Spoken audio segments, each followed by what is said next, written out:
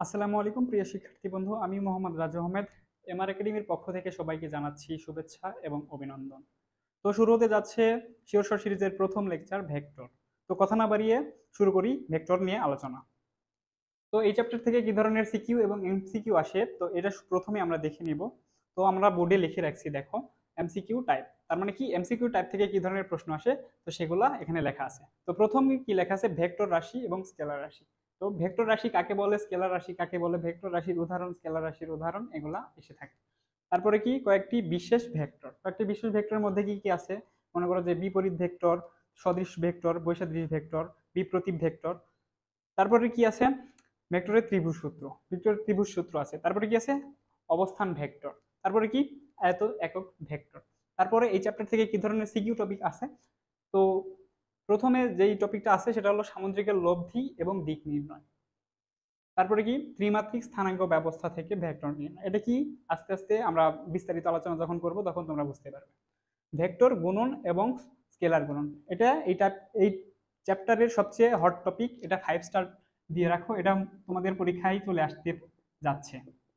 তারপরে কি নদী নৌকা, এটাও তোমাদের ক্ষেত্রে এবছর খুবই হট টপিক এবং এখান থেকেও প্রশ্ন চলে আসতে পারে, এটাও তোমাদের ক্ষেত্রে 5 স্টার টপিক। তারপরে কি আপেক্ষিক বেগ, ঠিক আছে। তারপরে টপিকটা কি কার্ল ডাইভারজেন্স গ্রেডিয়েন্ট, এটাও তোমাদের জন্য খুবই গুরুত্বপূর্ণ একটা টপিক, এইটার ক্ষেত্রে আমি তোমাদের বলবো এটা 3 স্টার টপিক। তো আমাদের প্রথমে এমসিকিউ টপিকটা কি আছে, ভেক্টর রাশি এবং স্কেলার রাশি। তো ভেক্টর রাশি কাকে বলে, যে রাশির তোমার মানও থাকবে আবার দিকও থাকবে। আর স্কেলার রাশি কাকে বলে, যে রাশির শুধুমাত্র মান থাকবে, কোনো দিক থাকবে না। তো তোমাদের পরীক্ষায় যেটা আসে আর কি, ভেক্টর রাশির বিভিন্ন উদাহরণ, যেমন তোমার বেগ, তারপরে কি ত্বরণ, ভরবেগ, এইসব আর কি। তারপরে কি স্কেলার রাশি, স্কেলার রাশির ক্ষেত্রে তোমার বিভিন্ন উদাহরণ আসে, সেটা হলো যে ভর, তারপরে দৈর্ঘ্য, এই ধরনের উদাহরণ আসে।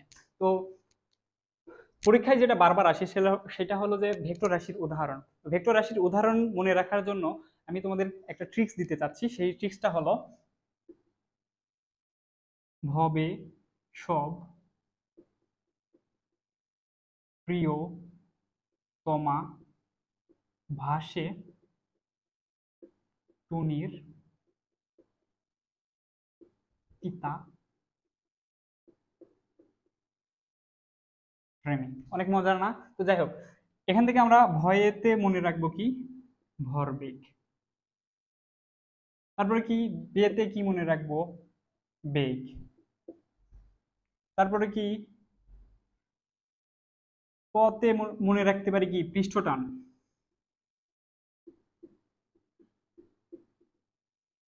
মতে কি মনে রাখতে পারি, মন্দন। তারপর কি ততে মনে রাখতে পারি কি টর্ক। এইভাবে আরো বিভিন্ন রাশি আছে, এগুলা মনে রাখবা, তাহলে তোমরা পরীক্ষায় একটা এমসিকিউ পাইলেও পাইতে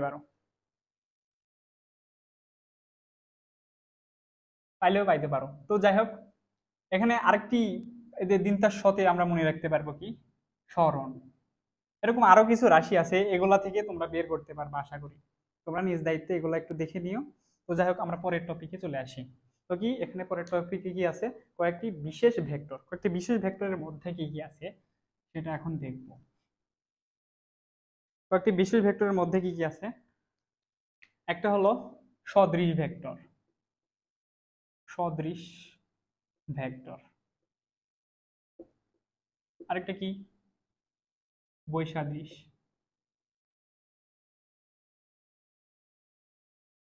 ভেক্টর। সদৃশ ভেক্টরের ক্ষেত্রে কি, সদৃশ ভেক্টরের ক্ষেত্রে মান যে কোনো কিছু হইতে পারে, বাট দিক একই থাকবে। এবং বৈসাদৃশ ভেক্টরের ক্ষেত্রে কি, মান যে কোনো কিছু হইতে পারে কিন্তু দিকটা বিপরীত দিকে থাকবে, অর্থাৎ দুইটা ভেক্টর 180 ডিগ্রিতে থাকবে। তো কিরকম হইতে পারে, মনে করো যে এটা একটা ভেক্টর, মনে করো যে 3i ক্যাপ, আরেকটা ভেক্টর মনে করো যে 2i ক্যাপ, বাট যেহেতু এরা একই দিকে, তো সেক্ষেত্রে এটা এটা কি সদৃশ ভেক্টর। আরেকটা কি বৈসাদৃশ ভেক্টর, মনে করো যে এদিকে একটা ভেক্টর আছে হলো 5k ক্যাপ, আর এদিকে আরেকটা ভেক্টর মনে করো যে 3k ক্যাপ। এরা পরস্পর কি বিপরীত দিকে, অর্থাৎ 180 ডিগ্রি কোণে ক্রিয়ারত আছে, তার মানে কি এটা হলো বৈসাদৃশ ভেক্টর। ঠিক আছে, তো আর কি কি ভেক্টর আছে? আরেকটা ভেক্টর আছে ঋণাত্মক ঋণাত্মক ভেক্টর। ঋণাত্মক ভেক্টরটা ওই বৈসাদৃশ ভেক্টরের মতোই, বাট এখানে মানটাও সেম থাকবে। বুঝতে পেরেছো? তাহলে কি বললাম, মানও সেম থাকবে, মান সেম থাকবে কিন্তু দিক হবে বিপরীত।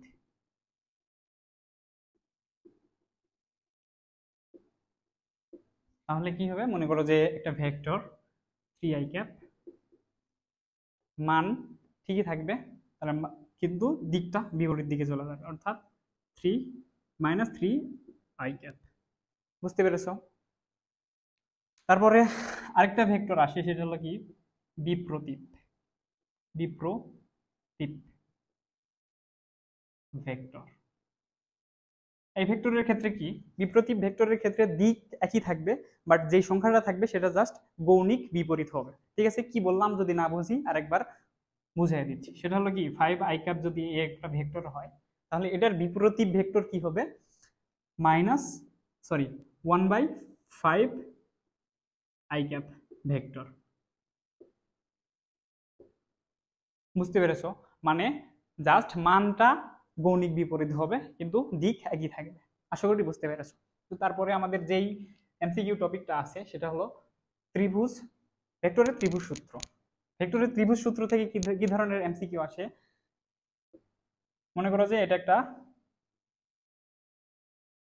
ত্রিভুজ এবং ত্রিভুজের বাহু বরাবর মনে করো যে এদিকে একটা ভেক্টর ক্রিয়া করতেছে, এদিকে একটা ভেক্টর ক্রিয়া করতেছে, এইদিকে একটা ভেক্টর ক্রিয়া করতেছে। আরেকটা ক্ষেত্র কি হইতে পারে, মনে করো যে আরেকটা ত্রিভুজ কল্পনা করি, সেইটা মনে করো যে এদিকে একটা ভেক্টর ক্রিয়া করতেছে, এদিকে একটা ভেক্টর ক্রিয়া করতেছে এবং তার বিপরীত দিকে আরেকটা ভেক্টর ক্রিয়া করতেছে। ঠিক আছে, এই ধরনের এমসিকিউ সলভ করার ক্ষেত্রে আমরা কি মনে রাখবো, জাস্ট এতটুকুই মনে রাখবো যে যদি একই দিকে হয় সেগুলা প্লাস আকারে লিখবো, আর যেটা বিপরীত দিকে হবে সেটা হলো মাইনাস আকারে লিখবো। মনে করি একটা ভেক্টর এ, এটা মনে করো যে বি ভেক্টর, এটা মনে করো যে সি ভেক্টর। তাহলে কি আমি বলছি, যদি একই দিকে হয় তাহলে আমরা প্লাস আকারে লিখবো, আর যদি বিপরীত দিকে হয় তো সেক্ষেত্রে মাইনাস আকারে লিখবো। তাহলে এক্ষেত্রে কি লেখা যায় দেখো, A vector plus B vector plus C vector is equal 0। মানে দেখো এই ভেক্টরটা যেদিকে যাচ্ছে বি ভেক্টরটাও ঠিক সেদিকে যাচ্ছে, আবার সি ভেক্টরটাও ঠিক সেদিকে যাচ্ছে, অর্থাৎ যেখান থেকে শুরু হয়েছিল ঠিক সেখানে বিন্দুতে এসে মিলিত হচ্ছে, যার কারণে শূন্য, বা এইভাবে তোমরা শূন্য দিয়ে লিখবা আর কি। এটার ক্ষেত্রে দেখো তাহলে আরেকটু ভালো ক্লিয়ার হয়ে যাবে। এটা হলো দেখো এ ভেক্টর যদি এদিকে কাজ করতেছে, আবার বি ভেক্টর একই দিকে কাজ করতেছে, অর্থাৎ আমরা লিখতে পারি কি A vector plus B vector. বুঝতে পেরেছো? তারপরে কি সি ভেক্টরটা কি বিপরীত দিকে কাজ করতেছে, তাহলে আমরা কি হিসেবে লিখবো, তাহলে মাইনাস হিসেবে লিখবো, হ্যাঁ, সমান সমান 0। ঠিক আছে, তাহলে কি এটা একটু ভালোভাবে যদি লিখতে চাই তাহলে আমরা কি লিখতে পারবো, এটা হলো যে এ প্লাস বি ভেক্টরের দ্বয়ের লব্ধি সি ভেক্টর। বুঝতে পেরেছো? ঠিক এই ধরনের এমসিকিউ গুলাই আসে, কিন্তু আমরা দেখছি যে আমাদের যেগুলো স্টুডেন্ট পরীক্ষা দেয় আমাদের ব্যাচে, তারা বেশিরভাগই এই প্রশ্নগুলো ভুল করে থাকে। কিন্তু আশা করছি তোমরা যারা আমার ক্লাস দেখতেছো তারা আর কখনো ভুল করবে না। ঠিক আছে, তো পরে যেই এমসিকিউ টপিকটা আছে, তো তারপরে কি অবস্থান ভেক্টর। অবস্থান ভেক্টরটা কি, এরকম ত্রিমাত্রিক স্থানাঙ্ক ব্যবস্থায় শূন্য মানে মূলবিন্দু থেকে একটা বিন্দুর অবস্থান যে ভেক্টরের সাহায্যে জানা যায় সেটাই হলো অবস্থান ভেক্টর। বুঝতে পেরেছো? মানে এই ভেক্টরের অবস্থান কিভাবে আমরা জানতে পারি, মনে করো যে একটা ভেক্টর মানে বিন্দু, এই বিন্দু কি কি কি হতে পারে, 1 0 1 এরকম কিছু একটা হতে পারে। ঠিক আছে, তো তারপরে কি আছে, তারপরে আছে কি আয়ত একক ভেক্টর। আয়ত একক ভেক্টরটা কি, এই যে আমরা যে ত্রিমাত্রিক স্থানাঙ্ক ব্যবস্থা অঙ্কন করছিলাম, এটা তো এক্স অক্ষ, এটা কি ওয়াই অক্ষ, আর এটা কি জেড অক্ষ। এক্স অক্ষ বরাবর যে একক ভেক্টরটা কাজ করে সেটা কি আই ক্যাপ, ওয়াই অক্ষ বরাবর যে কাজ করে সেটা হলো জে ক্যাপ, এবং জেড অক্ষ বরাবর যে একক ভেক্টরটি কাজ করে সেটা হলো কে ক্যাপ। এই যে আই জে কে যে একক ভেক্টরগুলো আছে এগুলো হলো আয়ত একক ভেক্টর। আশা করি বুঝতে পেরেছো।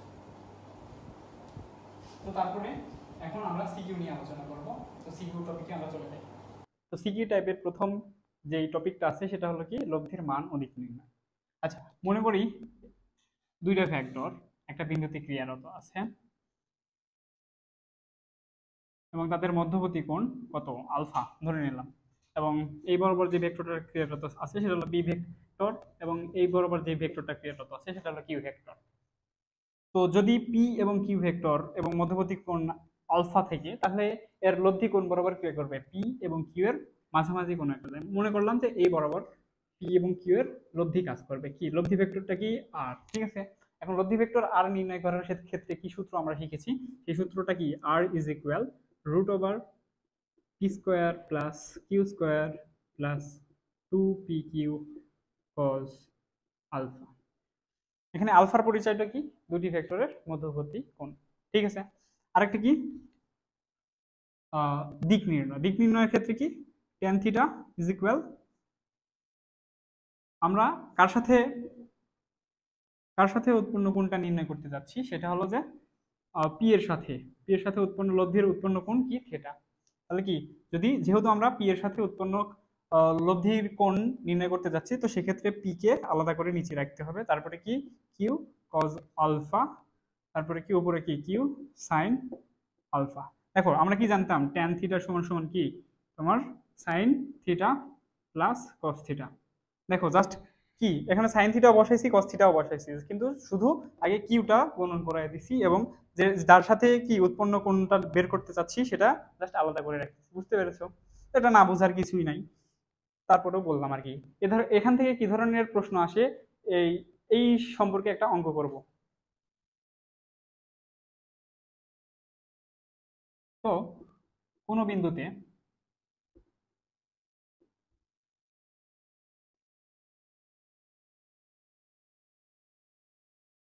5 নিউটন এবং 3 নিউটন মানের দুইটি বল পরস্পর 60 ডিগ্রি কোণে ক্রিয়ারত থাকলে লব্ধির মান ও দিক নির্ণয় করো। তো লব্ধির মান নির্ণয়ের ক্ষেত্রে কি সূত্র জেনেছি,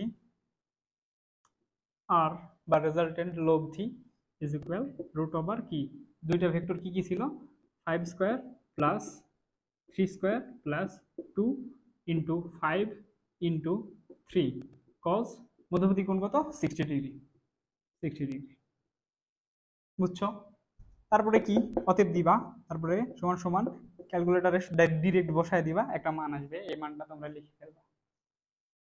তো তারপরে কি বলছে, কি লব্ধির দিক নির্ণয়। লব্ধির দিক নির্ণয়ের ক্ষেত্রে কি আমরা থিটার মানটা বের করি, থিটার মান থিটা ইজ ইকুয়াল কি লিখতে পারবো, tan ইনভার্স, ডিরেক্ট লিখলাম আর কি, বুঝতে কি অসুবিধা হচ্ছে, কি লিখতেছি তাহলে tan ইনভার্স, তারপরে কি মাঝ বরাবর দাগ, যার সাথে আমরা কি কোণ নির্ণয় করতে যাচ্ছি সেটাকে আলাদা রাখবো।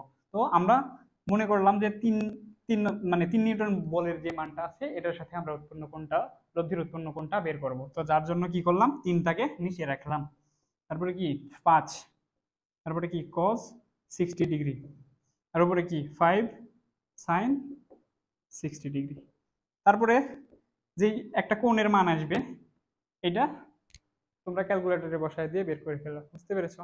যাই হোক, এরপরের যে টপিকটা আছে সেই টপিকটা কি, ত্রিমাত্রিক স্থানাঙ্ক ব্যবস্থা থেকে ভেক্টর নির্ণয়। আর অবস্থান ভেক্টরে এটা নিয়ে আলোচনা করতে পারতাম, কিন্তু এটাকে ভিন্নভাবে আলোচনা করতেছি কারণ এটা বিশেষভাবে সিকিউ গুলাতে বেশি এসে থাকে। বুঝতে পেরেছো? তো মনে করো যে একটা ত্রিমাত্রিক স্থানাঙ্ক ব্যবস্থা, হ্যাঁ, ধরলাম এই একটা বিন্দুর অবস্থান কি হিসাবে নির্ণয় করব, মনে করো যে 1 0 -1, ঠিক আছে। আরেকটা ভেক্টর মনে করলাম যে বি, সরি আরেকটা বিন্দু মনে করলাম বি, যার অবস্থান কি, অবস্থান মনে করব কি হিসাবে, তোমার যে কোনো কিছু মনে করতে পারো, মানে দেওয়া থাকবে প্রশ্নে এটা আর কি, এটা আমার মতো ধরে নিলাম আর কি। তো এবি যে ভেক্টরটা আছে এই ভেক্টরটা নির্ণয় করার ক্ষেত্রে কি করতে হবে, তাহলে কি এবি ভেক্টর কিভাবে নির্ণয় করতে হয়। এ ভি ভেক্টর নির্ণয়ের ক্ষেত্রে শেষ থেকে আদিটা বিয়োগ করতে হবে, বুঝতে পেরেছো? তাহলে কি শেষে কত আছে? 1 আছে, তাহলে কি 1 মাইনাস আদি কি 1, তারপরে কি দিবা, এর সাথে জাস্ট আই ক্যাপটা গুণ করে দিবা, তারপরে কি প্লাস করে দিবা, প্লাস করে দেওয়ার পরে কি আবার শেষ শেষ ভেক্টর শেষ বিন্দুর যেই অবস্থান আছে সেটা কি 1, তাহলে কি 1 থেকে আবার কি বিয়োগ করতে হবে 0, তারপরে কি এটার সাথে কি যোগ হবে জে ক্যাপ, তারপরে কি প্লাস, তারপরে কি শেষ অবস্থান কি আছে 0, তো 0 থেকে কি বিয়োগ করতে হবে -1, -1 মাইনাসে মাইনাসে কি হয় প্লাস হয়ে যায়, তাই একবারে লিখে ফেললাম প্লাস, তারপরে কি এখানে ক্যাপ ভেক্টর, বুঝতে পেরেছো? তারপরে হিসাব করে যেটা আসবে সেটাই আর কি। এখানে 0 আসতেছে মানে লেখার দরকার নাই আর, 0 আই ক্যাপ মানে 0 আই ক্যাপ মানে এটা লেখার দরকার নাই আর কি তোমাদের কষ্ট করে। তারপরে কি এটা কি 1 1 জে ক্যাপ বা জে ক্যাপ শুধু লিখলেই হয়, তারপরে কি প্লাস কে ক্যাপ, বুঝতে পেরেছো? ঠিক এভাবে তোমরা আস্তে আস্তে বের করবে, হিসাব করবা, তাহলেই তোমরা পারবা, আমি বিশ্বাস করি তোমরা পারবা। পরের সিকিউ টাইপের সবচেয়ে গুরুত্বপূর্ণ যে টপিকটা সেটা হলো যে ডট গুণফল ও ক্রস গুণফল। ঠিক আছে, মনে করো যে একটা ভেক্টর এদিকে ক্রিয়ারত আছে এবং আরেকটা ভেক্টর এদিকে ক্রিয়ারত আছে।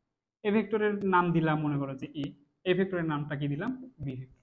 ঠিক আছে, এখন দুটো ভেক্টরের মধ্যে কখনো কখনো ডট গুণফল নির্ণয় করতে বলবে, আবার কখনো কখনো ক্রস গুণফল নির্ণয় করতে হবে, বুঝতে পেরেছো?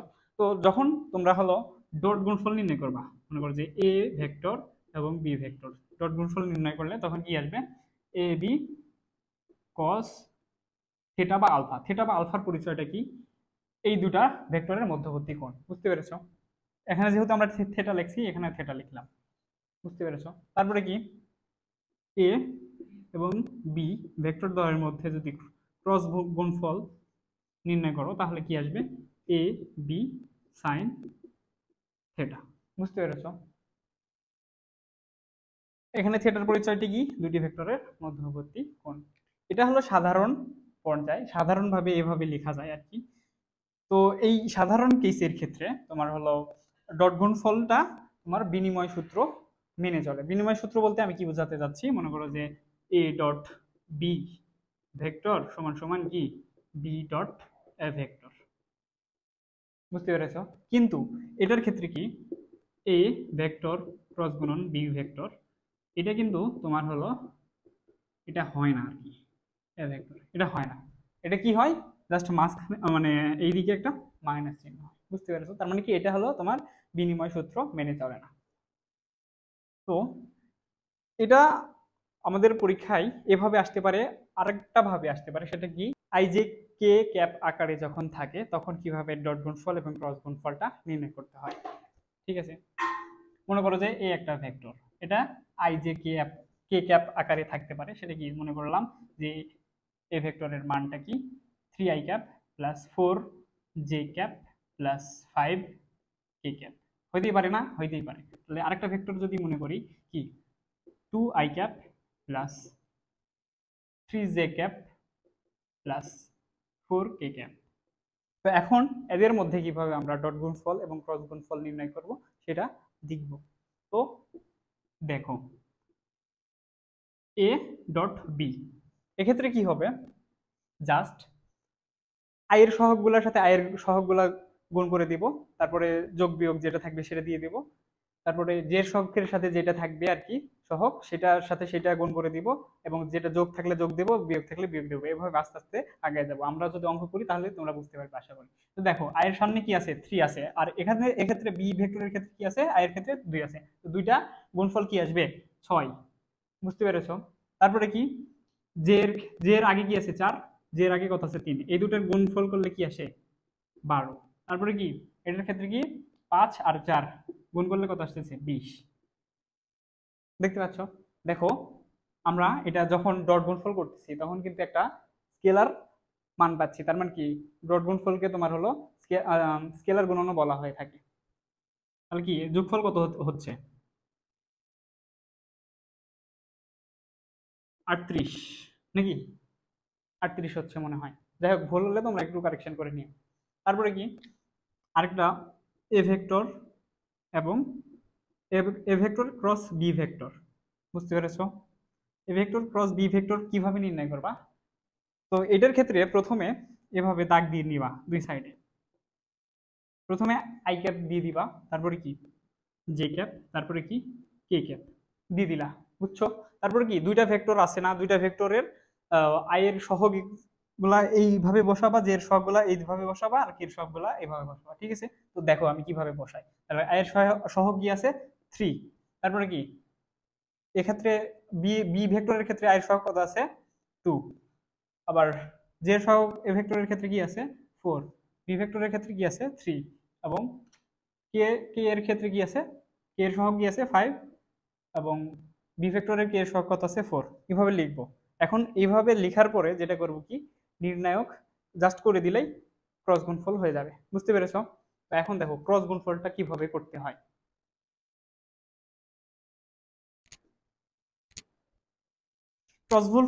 ক্রস গুণফল একটা সারি বা সরি নির্ণায়কের মানটা একটা সারি বা কলাম আকারে বের করতে হয়, বুঝছো?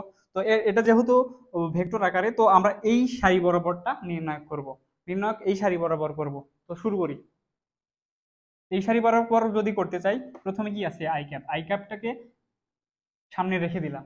আই ক্যাপটা সামনে রেখে দিলে কি তোমার এই সারি বরাবর যা থাকবে এবং এই কলম বরাবর যা থাকবে সেগুলা ভুক্তিগুলা বাদ দিয়ে বাকি ভুক্তিগুলার যে নির্ণায়ক হবে সেটা এখানে বসাইতে হবে। তো বাকি ভুক্তিগুলা নিলে যে নির্ণায়কের মান আসে সেটা কি আসে দেখো, 4 দুগুণ না সরি 4 চারা কত 16, মাইনাস কত 3 5 15, তারপরে কি এখানে মাইনাস হয়, জানোই তো মানে কি, যেই ভুক্তি বরাবর করতেছো নির্ণায়ক, তো সেই ভুক্তির অবস্থান কত নম্বর সারি কত নম্বর কলমে আছে সেটা কি -1 এর উপর যোগ করে দিলে যে চিহ্নটা আসে সেই চিহ্নটা বসায় দিতে হয় আর কি। তো আমরা শর্টকাটে কি মনে রেখেছিলাম যে তোমার মুখ্য কর্ণ এবং গৌণ কর্ণ বরাবর যেসবগুলো ভুক্তি থাকবে সেগুলোর ক্ষেত্রে নির্ণায়কের ক্ষেত্রে আগে প্লাস বসবে, আর যেগুলা মাঝে এগুলাতে থাকবে আর কি সেগুলোর ক্ষেত্রে মাইনাস বসবে, বুঝতে পেরেছো? তো যেহেতু এটা হলো মুখ্য কর্ণ বা গৌণ কর্ণর কোনো ভুক্তি নয়, তো সেক্ষেত্রে এখানে কি মাইনাস দিয়েছি, বুঝতে পেরেছো? তারপরে কি দিলাম জে ক্যাপ, জে ক্যাপটা দেওয়ার পরে কি ব্র্যাকেট দিয়ে দিলাম, জে ক্যাপটা দেওয়ার পরে এই বরাবর ভুক্তি এবং এই বরাবর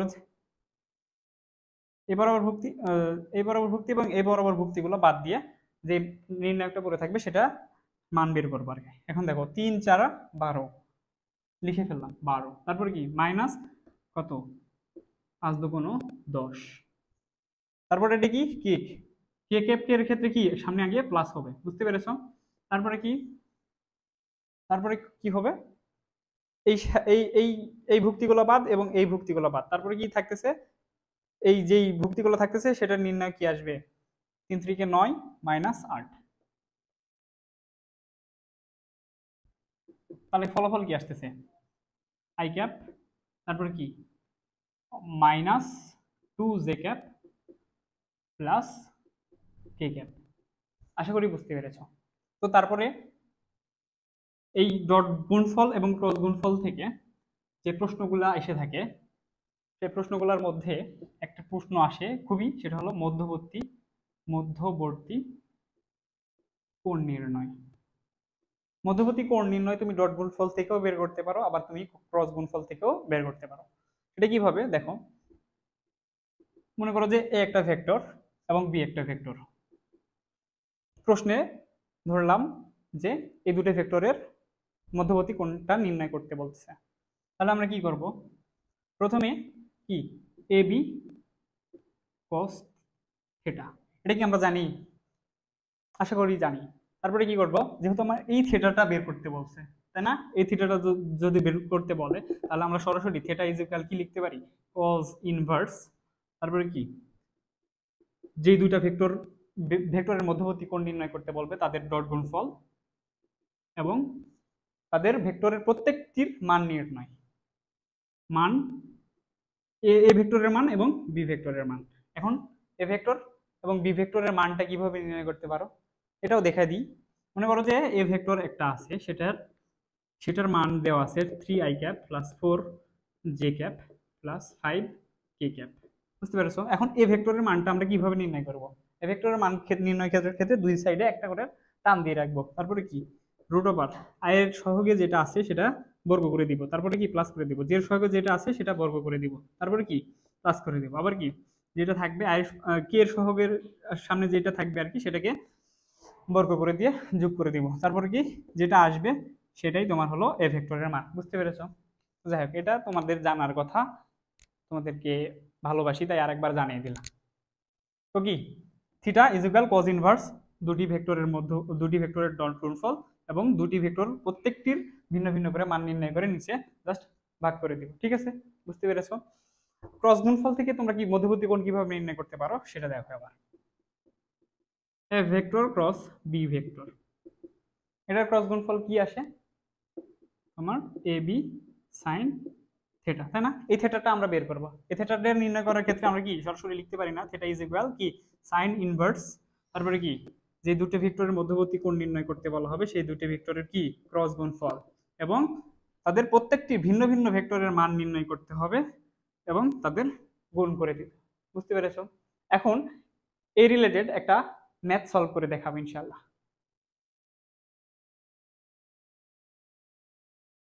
আমরা এই সূত্র দিয়ে বেশি বেশি অঙ্ক করব, কারণ এই সূত্রতে তোমার হলো ডট গুণফল হয়, ডট গুণফলের ক্ষেত্রে ডট গুণফল কিভাবে করতে হয় সেটা সহজেই আমরা নির্ণয় করতে পারি, যাতে করে পরীক্ষায় ভুল ভুল হওয়ার সম্ভাবনা যেটা থাকে সেটা অনেকাংশেই কমে যায়। তো মনে করলাম এই এর একটা ভেক্টর আছে, সেই ভেক্টরের মান কত, মনে করেন যে ছোট করেই দিলাম I cap plus 2 J cap plus 3 K cap. আরেকটা ভেক্টর, সেই ভেক্টরের মান কি হতে পারে ধরলাম আর কি মনে মনে, সেটা কি 2 I cap plus 3 J cap plus 4 K cap. বুঝতে পেরেছো? এখন দুটি ভেক্টরের ডট গুণফল আগে সাইডে খাতার পাশে লিখে রাখবো, মানে করে ফেলবো আর কি, এ ডট বি ভেক্টর।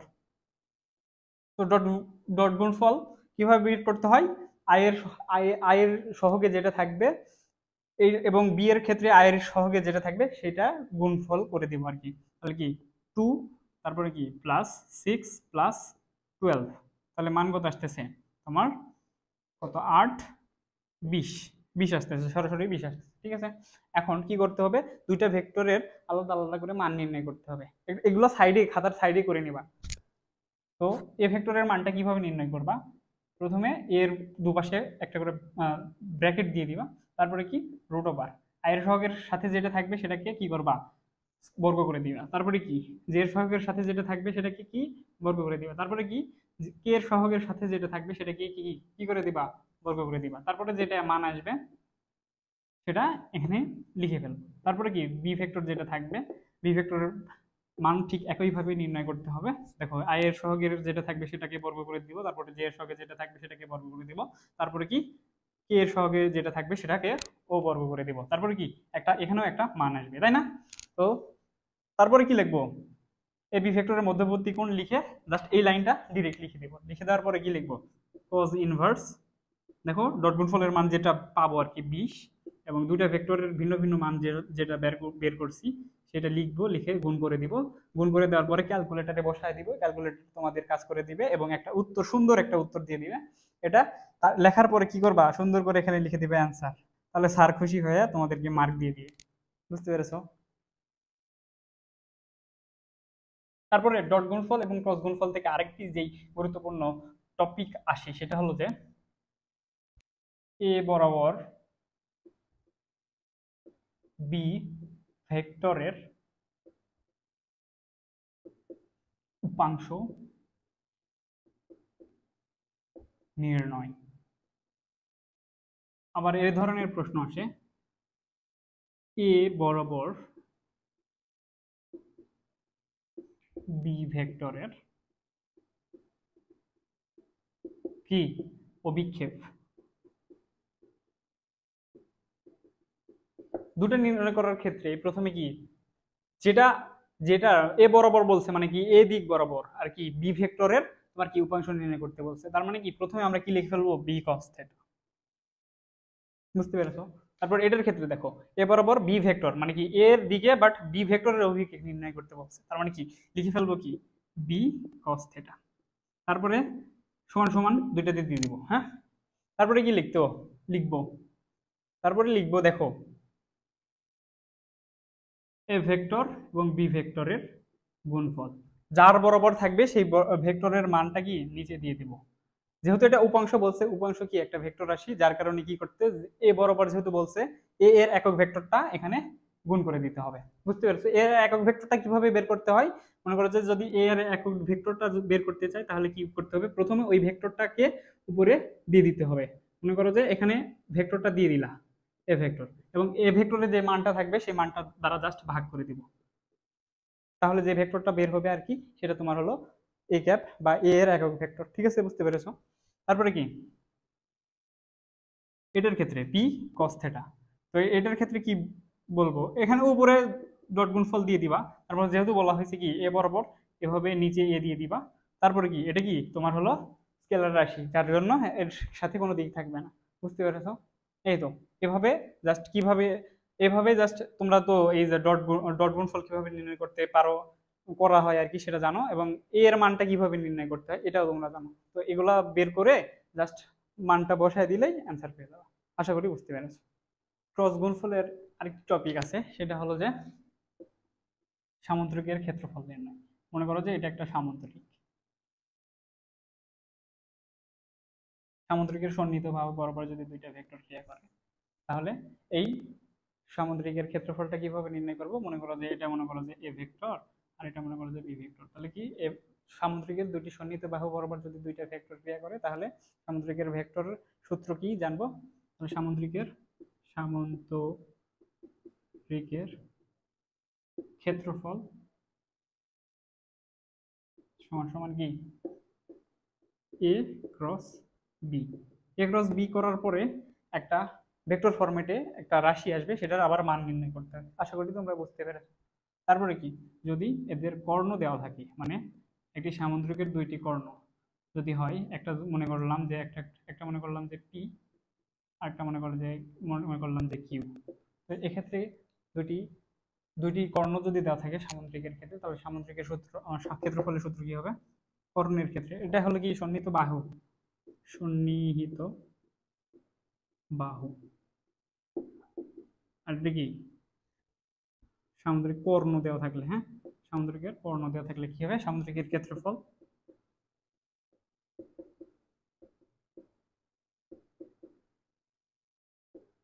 ক্ষেত্রফল ইজ ইকুয়াল কি, প্রথমে হাফ একটা গুণ করে দিব, তারপরে কি, পি, পি ভেক্টরটা ছিল না, পি ভেক্টর গুণন কিউ ভেক্টর।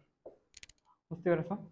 এটাই যদি ত্রিভুজের সন্নিহিত বাহু বরাবর থাকে, মনে করো যে এই বরাবর একটা ভেক্টর আছে, আবার মনে করো যে এরকম একটা বরাবর ভেক্টর আছে। তো এই ক্ষেত্রে তোমার হলো ত্রিভুজের ক্ষেত্রফলটা কি হবে? তাহলে সন্নিহিত বাহু বরাবর দুইটি ভেক্টর, ত্রিভুজের ক্ষেত্রে সন্নিহিত বাহু বরাবর যদি দুইটি ভেক্টর ক্রিয়া করে, তাহলে ত্রিভুজের ক্ষেত্রফল কি হবে? ত্রিভুজের ক্ষেত্রফল সমান সমান কি, হাফ, কি বলা হয়, মনে করো যে এটা আর ভেক্টর, আর এটা কি, এস ভেক্টর। তাহলে কি, দুটো ভেক্টরের ক্রস গুণফল। ঠিক আছে, আশা করি বুঝতে পেরেছো।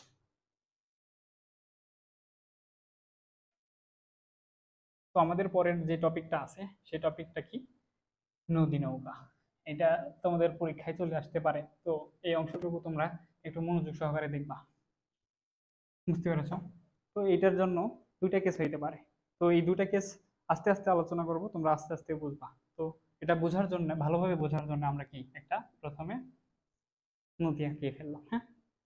নদীর ভিতর কি পানি থাকবে, স্রোত একটি নির্দিষ্ট দিকে যাবে, মনে করলাম যে স্রোতটা এইদিকে যাচ্ছে, তাহলে স্রোত পার বরাবর স্রোতের বেগ কত হয়, কিউ ধরে নিলাম। ঠিক আছে, এখন তুমি যদি ওপাশে পার হইতে চাও, ওপাশে যদি পার হইতে চাও, তুমি তোমার ইচ্ছা মতো যে কোনো ভাবে তুমি নৌকা বা তুমি সাঁতার কাটতে পারো। বুঝতে পেরেছো? এখন কথার কথা, তুমি এই বরাবর রওনা দিলা। এখন তুমি যদি এ বরাবর রওনা দাও, তাহলে কি এ বরাবরই তুমি পৌঁছাবা? এ বরাবর কিন্তু পৌঁছাবা না। তুমি, তোমাকে কি স্রোতটা ঠেলে এই পাশে কোনো একটা দিকে নিয়ে আসবে। বুঝতে পেরেছো?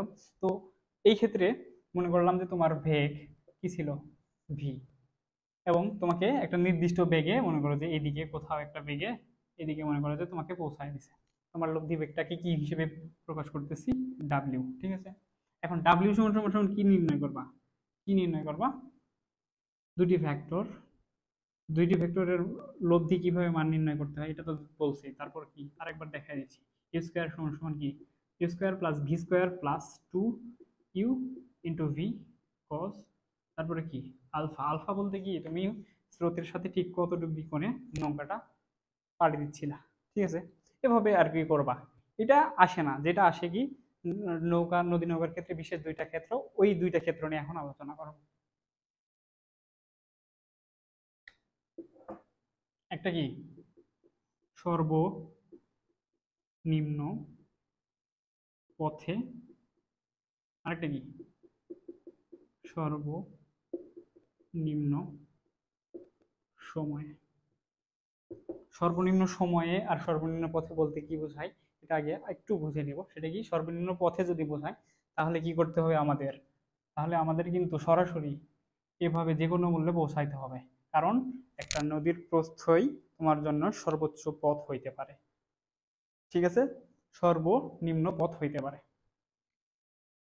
তাহলে তোমাকে তুমি যদি এই বরাবর সোজা সোজা যদি নদী পার দিতে যাও, তো সেক্ষেত্রে তোমাকে একটু বুদ্ধির পরিচয় দিতে হবে আর কি। এইদিকে হালকা একটু বাঁকা করে তোমার নৌকা বা তুমি সাঁতার কাটতে হবে, বুঝতে পেরেছো? তো যদি কাটো তাহলে কি হবে, তোমার হলো এই স্রোতটাকে ঠেলে তোমাকে এই বরাবর নিয়ে আসবে। তো এই ক্ষেত্রে তোমার হলো তুমি কত কোণে রওনা দিবা আর কি নৌকাটাকে, বা তুমি সাঁতার কত কোণে কাটবা, সেটা নির্ণয়ের ক্ষেত্রে কি alpha is equal cos inverse minus U by V. ইউটা কি তোমার হলো স্রোতের বেগ, বুঝতে পেরেছো? আর ভিটা কি তুমি তোমার বেগ, মানে তুমি যে বেগে তুমি সাঁতার কাটবা বা তুমি কি বেগে তুমি নৌকাটা চালনা করবা সেই বেগ, বুঝতে পেরেছো? এটার ক্ষেত্রে কি, এটার ক্ষেত্রে আলফা ইজ ইকুয়াল হয় 90 ডিগ্রি। এটা কিভাবে হয় একটু পরে আলোচনা করতেছি, হ্যাঁ। তারপরে কি 2 নম্বর ক্ষেত্রে বলে যে তোমার সাঁতার দিয়ে পাড়ি সাঁতারের মাধ্যমে পাড়ি দিতে অথবা নৌকা নিয়ে পাড়ি দিতে তোমার সময় কতটুকু লাগবে। ঠিক আছে, তো সেই সময় নির্ণয়ের সূত্র কি, টি সমান সমান D divided by V sine alpha, বুঝতে পেরেছো? এখানে আলফা কি, আলফা হলো তুমি কত ডিগ্রি কোণে সাঁতার দিচ্ছ বা নৌকা নিয়ে যাচ্ছ। ঠিক আছে, আর ডিটা কি, ডিটা হলো তোমার এই নদী নদীর প্রস্থ, বুঝতে পেরেছো? এটার ক্ষেত্রে কি দেখো, টি ইজ ইকুয়াল ডি বাই কি ভি সাইন আলফা। যেহেতু আমরা বলছি কি সর্বনিম্ন সময়ের ক্ষেত্রে কি হয়, তোমার সময়টা মিনিমাম হয়। দেখো তোমার টি এর সাথে ডি আর ভি এবং একটা অনুপাত, ত্রিকোণমিতি অনুপাত আছে যার সম্পর্ক আছে। তুমি কিন্তু চাইলেই নদীর প্রস্থটা ছোট বা বড় করতে পারো না, অর্থাৎ এটা থাকবে কি তোমার ক্ষেত্রে কনস্ট্যান্ট সময় নির্ণয় করার ক্ষেত্রে। আবার কি ভি, তুমি যদি সাঁতার কাটো অথবা নৌকা নিয়ে যাও, তো সেক্ষেত্রে কি হবে, তুমি একটা নির্দিষ্ট বেগে যাবা, মানে এখানেও তোমার কিছু করার থাকতেছে না। বাট তুমি এখানে দেখো সাইন আলফার সাথে কি ডি মিনিমামের সম্পর্কটা কি ব্যস্তানুপাতিক, অর্থাৎ একটা যদি বেশি হয় তাহলে আরেকটা কি কম হবে, তাই না? যেহেতু সময়টা কম আছে, তার মানে কি তোমার হলো সাইন আলফার মানটা কি হতে হবে, বেশি হইতে হবে, তাই না? সাইন আলফার মান সর্বোচ্চ মান কত, 1, তাই না? সাইন আলফার মান যদি 1 হয়, সাইন আলফা ইজ ইকুয়াল যদি 1 হয়, দেখো আলফা ইজ ইকুয়াল কত বলতে পারো, 90 ডিগ্রি। ঠিক এটাই লিখছিলাম আর কি, 90 ডিগ্রি। আশা করি তোমরা এখন বুঝতে পেরেছো। তো নদীর নৌকার ক্ষেত্রে আরেকটি প্রশ্ন আসে, সেটা কি পার বরাবর অতিক্রান্ত দূরত্ব।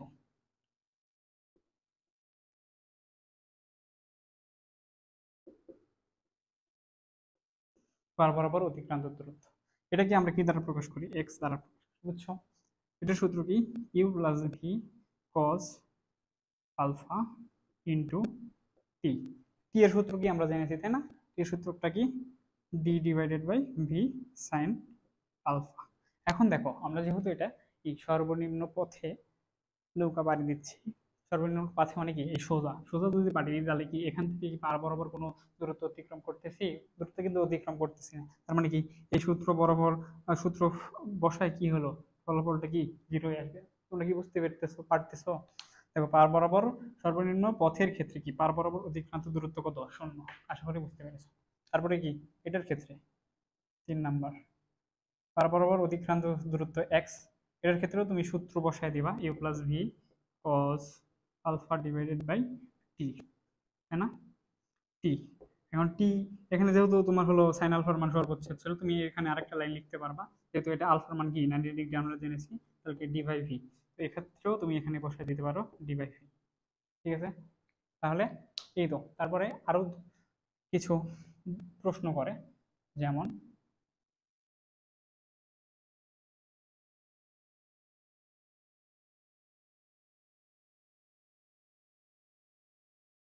তোমাকে আরো প্রশ্ন করতে পারে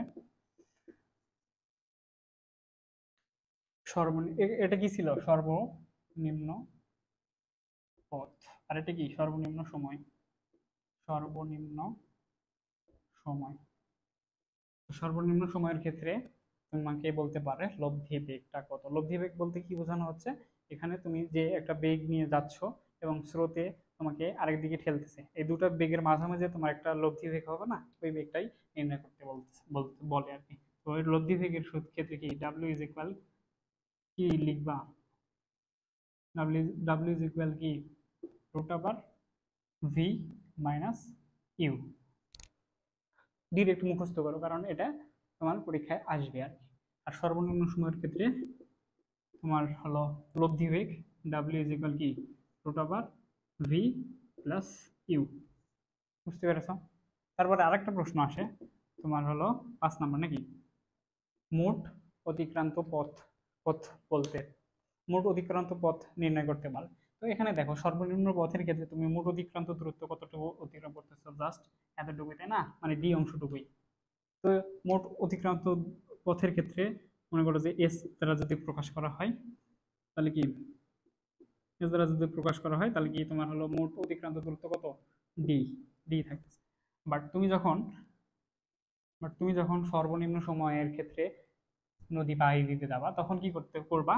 তখন কি এই বরাবর তুমি হলো নৌকাটা চালনা করবা। এ বরাবর তুমি যদি নৌকা চালনা করো, এ বরাবর যদি তুমি নৌকা চালনা করো, তুমি কি এই সোজাসুজি পৌঁছাতে পারবা না, কিন্তু তোমার কে কি করবে, স্রোতটা ঠেলে এই বরাবর কোনো একটা জায়গায় পৌঁছায় দিবে, তাই না?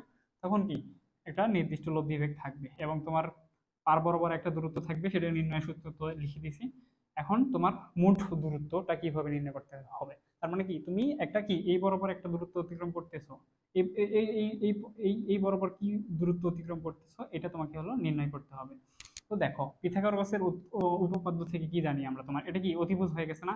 এটা একটা যদি ত্রিভুজ কল্পনা করি তাহলে কি এটা এটা অতিভুজ আর এই দুটা অন্য বাহু, তাহলে কি অতিভুজ যেহেতু আমরা নির্ণয় করতে চাচ্ছি, তাহলে কি এস ইজ ইকুয়াল কি এই বরাবর কি ডি না? ডি মানে কি তোমার হলো নদীর প্রস্থ, তাহলে কি ডি স্কোয়ার প্লাস এই বরাবর কি এক্স মানে কি পার বরাবর অতিক্রান্ত দূরত্ব, এটা কি এক্স স্কোয়ার। এখন এটা মান বসায় যেটা আসবে সেটাই তোমার উত্তর হবে। বুঝতে পেরেছো? আশা করি বুঝতে পেরেছো। তো তাহলে এখন যে বিষয়টা নিয়ে আলোচনা করব সেটা হলো কি গ্রেডিয়েন্ট, কার্ল আর ডাইভারজেন্স। বুঝতে পেরেছো? তো এইগুলা জানার আগে আমাদের ভেক্টর অপারেটর আছে একটা, সেটা ন্যাবলা, এটা সম্পর্কে জানতে হবে। ভেক্টর অপারেটর ন্যাবলা সমান সমান কি? সেটা হলো পার্শিয়াল ডিফারেন্সিয়েশন, যার জন্য একটু বাঁকা করে ডি দিবা, তারপরে কি এরকম ডি দিবা, তারপরে এক্স, তারপরে সাথে কি থাকবে আই গ্যাপ থাকবে, তারপরে প্লাস পার্শিয়াল ডিফারেন্সিয়েশন সে ওয়াই এর সাপেক্ষে, এর সাথে কি থাকবে জে গ্যাপ, এবং পার্শিয়াল ডিফারেন্সিয়েশন এটা কি জেড জেড অক্ষের সাপেক্ষে, সাথে কি থাকবে এ গ্যাপ। বুঝতে পেরেছো? তারপরে কি কার্ল। কার্ল মানে কি ক্রস গুণন, হ্যাঁ কার্ল। তাহলে একটা ন্যাবলা তো থাকবেই, সাথে আরেকটা ভেক্টর দেওয়া থাকবে, ওই ভেক্টরের সাথে জাস্ট কি ক্রস গুণফল করে দেবো। ক্রস গুণফল করার পরে যদি এর মান যদি শূন্য আসে, শূন্য যদি আসে তাহলে এটা কি অঘূর্ণনশীল হবে। অঘূর্ণনশীল। আর অঘূর্ণনশীল হইলে কি এটা কি হবে? সংরক্ষণশীল হবে।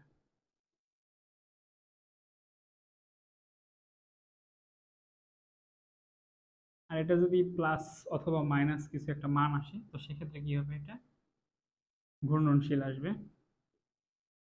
আর ঘূর্ণনশীল হইলে সেটা কি অসংরক্ষণশীল।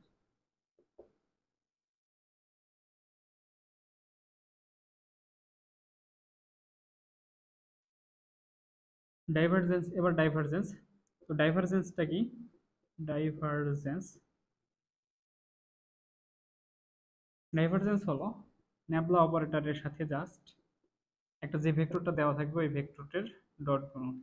তো এক্ষেত্রে এর মান যদি শূন্য আসে তাহলে কি তোমার সলিনয়েডাল হয়, সলিনয়ডাল। আর যদি পজিটিভ আসে তাহলে কি প্রসারণ।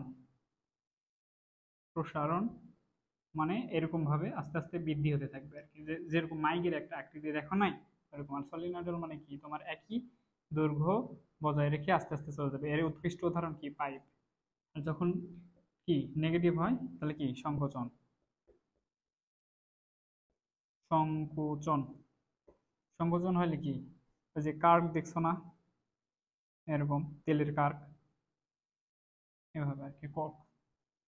দেখো কি বললাম, কার্ল কি, জাস্ট একটা ভেক্টর অপারেটর থাকবে ন্যাবলা, তার সাথে যে ভেক্টরটা দেওয়া থাকবে সেটার সাথে কি ক্রস গুণফল করে দেবো জাস্ট। তারপর কি একটা ফলাফল আসবে, ফলাফল যদি শূন্য আসে তাহলে কি সেটা অঘূর্ণনশীল অথবা সংরক্ষণশীল হবে। আর যখন প্লাস অথবা মাইনাস কোনো একটা মান আসবে, তো সেক্ষেত্রে কি হবে, সেক্ষেত্রে বিষয়টা কি ঘূর্ণনশীল আসবে। আর ঘূর্ণনশীল হইলে কি অসংরক্ষণশীল আসবে। এতটুকু তো মনে থাকবে নাকি? এতটুকু যদি মনে থাকে তাহলে ডাইভারজেন্সের দিকে শিফট করবো। সেটা কি, ডাইভারজেন্স মানে কি, তোমার একটা ন্যাবলা মানে ভেক্টর অপারেটর ন্যাবলার সাথে যেই ভেক্টরটা থাকবে ওই ভেক্টরটা জাস্ট গুণ করে দেবো। যদি গুণ করে ফলাফল কি শূন্য আসে তাহলে কি আসবে, সলিনয়েডাল। সলিনয়েডাল মানে কি, তোমার একই দৈর্ঘ্য বরাবর একই দৈর্ঘ্য বজায় রেখে মানে দুইটি পরস্পর সরলরেখা চলতে থাকবে। এর উৎকৃষ্ট উদাহরণ কি হতে পারে, পাইপ। ঠিক আছে। আরেকটা কি, যদি পজিটিভ আসে, পজিটিভের ক্ষেত্রে কি প্রসারণ, অর্থাৎ কি তোমার আয়তন বৃদ্ধি হবে আর কি ঘনত্ব কমে যাবে। আর যখন এটার ফলাফল যখন নেগেটিভ আসবে, তো সেক্ষেত্রে কি আসবে, সংকোচন। সংকোচন হইলে কি পারে, তোমার হলো আয়তনটা আস্তে আস্তে কি কমে আসবে আর ঘনত্বটা কি বেড়ে যাবে। তারপরে আরেকটি কি বাকি আছে, সেটা হলো যে গ্রেডিয়েন্ট। গ্রেডিয়েন্ট সাধারণ গুণ। গ্রেডিয়েন্ট গ্রেডিয়েন্টটা কি, সাধারণ গুণ। জাস্ট ন্যাবলা অপারেটর থাকবে, এর সাথে একটা ভেক্টর জাস্ট গুণ করে দিবা, এটাই। তো এরপরের টপিক যেটা আছে সেটা হলো কি আপেক্ষিক বেগ। এই আপেক্ষিক বেগ থেকে আহ, বৃষ্টির সাথে বৃষ্টির সাথে ছাতা ধরার ম্যাথ আছে, ছাতা ধরার ম্যাথ এসে থাকে, ধরার ম্যাথ, অথবা গাড়ির গাড়ির কোন কাজ ভিজবে, অর্থাৎ সামনের কাজ ভিজবে না পেছনের কাজ ভিজবে আর কি, কোন কাজ ভিজবে। তো এক্ষেত্রে যে সূত্রটা, সেই সূত্রটা কি তোমার টেন থিটা ইজ ইকুয়াল কি, সবার উপরে মানুষ সত্য। তাই কি হবে, প্রথমে তোমার বেগ বা তোমার যে যানবাহনে চলে থাকবে সে যানবাহনের বেগ, অর্থাৎ ভিসি, এবং ডিভাইডেড বাই হলো বৃষ্টির বেগ, ভিআর। তো এর সাথে আরেকটা জিনিস ইনক্লুড থাকতে পারে, মানে সংযুক্ত থাকতে পারে, সেটা কি বাতাস। বুঝতে পেরেছো? যখন বাতাস থাকবে তখন যদি বাতাস আর তোমার গতি গতিপথ যদি একই দিকে হয়, তো সেক্ষেত্রে কি করবা, তোমার তোমার বেগের থেকে বাতাসের বেগটা জাস্ট বা বিয়োগ করে দিবা, অথবা বাতাসের বেগ থেকে তোমার বেগটা বিয়োগ করে দিবা। অর্থাৎ যেটা বড় থাকবে বড় থেকে ছোটটা জাস্ট বিয়োগ করে দিবা। অর্থাৎ এখানে ডিফারেন্সিয়াল সাইনটা দিয়ে দিলাম। তাহলে কি এর দ্বারা কি বোঝাচ্ছি, বাতাসের বেগ। ঠিক আছে। এই তো এক্ষেত্রে তোমার কাজ কোনটা ভেসবে, সর্বদাই তোমার হলো কি পেছনের কাজটা ভেসবে, মানে গাড়ির পেছনে যে কাজটা থাকে ওই কাজটা ভিজবে আর কি। আর যখন তোমার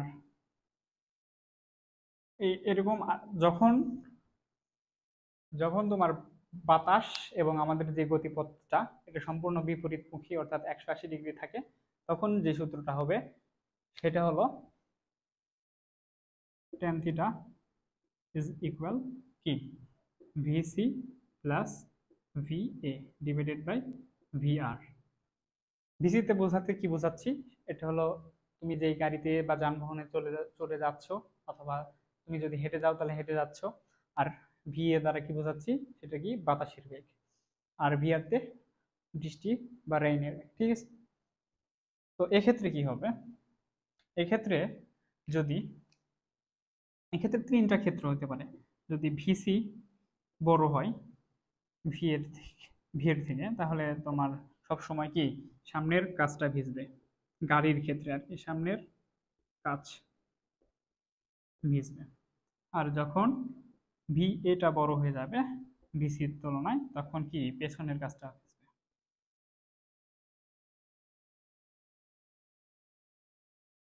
আর যখন ভি এ সমান সমান ভিসি হয়ে যাবে তখন উভয় কাজটাই ভিজবে। আশা করি বুঝতে পেরেছো। এখন তোমাদের দুইটি সিকিউ সলভ করানো হবে এবং এই দুইটি সিকিউ থেকেই আশা করছি তোমাদের বোর্ডে কমন আসতে পারে। তো মনোযোগ সহকারে দুইটা সিকিউ দেখো। তো দেখো, তোমাদের জন্য একটা প্রশ্ন বোর্ডে ওঠানো হয়েছে। দেখো, প্রথমে কি একটা নদী দেওয়া আছে, নদীতে কিছু ডিটেলস দেওয়া আছে। তো প্রশ্ন করি, 10 কিলোমিটার প্রস্থ বিশিষ্ট একটি নদীতে, তার মানে প্রস্থ কত, 10 kilometre, D is equal 10 kilometre. তারপরে কি নদীতে স্রোতের বেগ, স্রোতের বেগ কত, ইউ, এই এই দিক বরাবর মনে করলাম যে ইউ আছে, ইউ স্রোতের বেগ কত আছে তোমার 5 কিলোমিটার পার আওয়ার। তারপর কি প্রথম মাঝি কি করছে, 10 কিলোমিটার পার আওয়ার বেগে স্রোতের সাথে কত ডিগ্রি কোণে রওনা দিছে, আলফা কোণে না। তার মানে কি আলফা কোণটা এইটা। তাহলে নৌকার যে বেগে নৌকা রওনা দেয়, তাহলে তাকে কি হিসেবে ধরি, সেটা কি ভি, তাই না। তাহলে ভি এর মানটা কত দেওয়া আছে, ভি কত দেওয়া আছে 10 কিলোমিটার পার আওয়ার। ঠিক আছে, তার মানে কি প্রথম মাঝি কি করছে, 10 কিলোমিটার 10 কিলোমিটার পার আওয়ার বেগে আলফা কোণে ক্রিয়া করছে। তো যাই হোক, তারপরে কি বলছে, এবং দ্বিতীয় মাঝি 10 কিলোমিটার মানে একই বেগে স্রোতের সাথে লম্বভাবে, স্রোতের সাথে লম্ব মানে পরবর্তী যেই মাঝিটা আছে, মানে এটা যদি ভি 1 হয়, তো ভি 2 কি করছে, স্রোতের সাথে 10 কিলোমিটার পার আওয়ার, কিন্তু এক্ষেত্রে আলফার মান কত ছিল, আলফার মান কত ছিল, লম্ব মানে কি 90 ডিগ্রি, তাই না। আর এটার ক্ষেত্রে কি জাস্ট আলফা দেওয়া আছে, তাই না। আচ্ছা, এটা আলফা 1 ধরি, আর এটা যদি আলফা ধরি তাহলে এটা আলফা 1 দ্বারা চিহ্নিত করি। তো যাই হোক, এখন কি তোমার গ নম্বর প্রশ্নে কি বলা আছে, আলফা কোণের মান কত হলে প্রথম মাঝি সোজাসুজি অপর পারে পৌঁছাবে। দেখো, তোমাদের কিন্তু সরাসরি সূত্র শিখিয়ে দেওয়া হয়েছিল, কি সেটা হলো যে সরাসরি অপর পারে পৌঁছানোর ক্ষেত্রে তোমার মধ্যবর্তী কত ডিগ্রি কোণে তোমার হলো নৌকা বা তুমি সাঁতার কাটবা, সেটা নির্ণয়ের সূত্র কি আলফা ইজ ইকুয়াল কি cos inverse minus U by V. ইউটা কি ছিল, স্রোতের বেগ, আর ভিটা কি ছিল তোমার সাঁতারের বেগ, অথবা তুমি কি বেগে নৌকা চালাচ্ছ। ঠিক আছে, তো জাস্ট এখানে বসায় দিলাম cos ইনভার্স। প্রথম ক্ষেত্রে কি ছিল, স্রোতের বেগ কত ছিল 5, তাহলে -5, -5 এর মান বসায় দিছি, তারপরে ভি এর মান কত 10 বসায় দিলাম। তারপরে কি cos ইনভার্স কত -হাফ, cos ইনভার্স -হাফ এর মান কত জানো, 120 ডিগ্রি। এটা খুবই আসে, যার জন্য কি এটা আমরা ডিরেক্ট মুখস্থ রাখবো। ঠিক আছে, তাহলে কি গ নম্বর হয়ে গেল। তারপরে ঘ নম্বর কি বলছে, ঘ নম্বরে বলছে কি কোন মাঝি অপর পারে আগে পৌঁছাবে। আগে পৌঁছানোর ক্ষেত্রে এখানে প্রশ্নে আমাদেরকে কি সময় নির্ণয় করার ক্ষেত্রে বলা হচ্ছে। তাহলে প্রথম মাঝির ক্ষেত্রে সময়, প্রথম মাঝির ক্ষেত্রে টি কে টি1 দ্বারা চিহ্নিত করলাম। হ্যাঁ, কি সূত্র করেছিলাম, D by V sine alpha, মনে আছে। এখন দেখো, নদীর প্রস্থ কত 10 কিলোমিটার দিয়ে দিলাম, তারপরে কি ভিটা কত দেওয়া আছে, প্রথম মাঝির ক্ষেত্রে ভিও 10 এবং সাইন গ নাম্বারে কত ডিগ্রি বের করছিলাম? 120 ডিগ্রি বসাই দিলাম। ঠিক আছে, এখানে একটা মান আসবে, বুঝছো? আচ্ছা যাই হোক, এটা কি মান আসবে একটু পরে বলতেছি। দ্বিতীয় মাঝের ক্ষেত্রে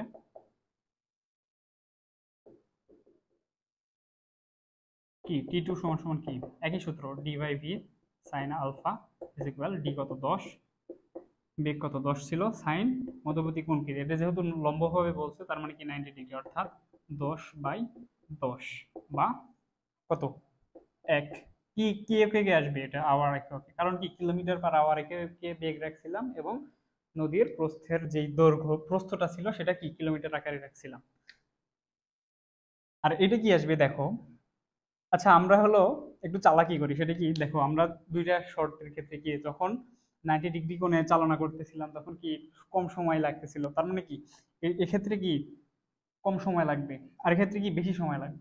বেশি সময়, কম সময় লাগবে বলতে কি এখানে যদি 1 ঘন্টা লাগে তাহলে কি এক্ষেত্রে কি 1 ঘন্টার বেশি সময়টা লাগবে। বুঝতে পেরেছো? এখন যেটা আসবে সেটা তোমরা ক্যালকুলেটরে মান বসাইলে দেখতে পাবো। তো তাহলে নদী নৌকার এই ম্যাথটা তোমরা বুঝতে পেরেছো।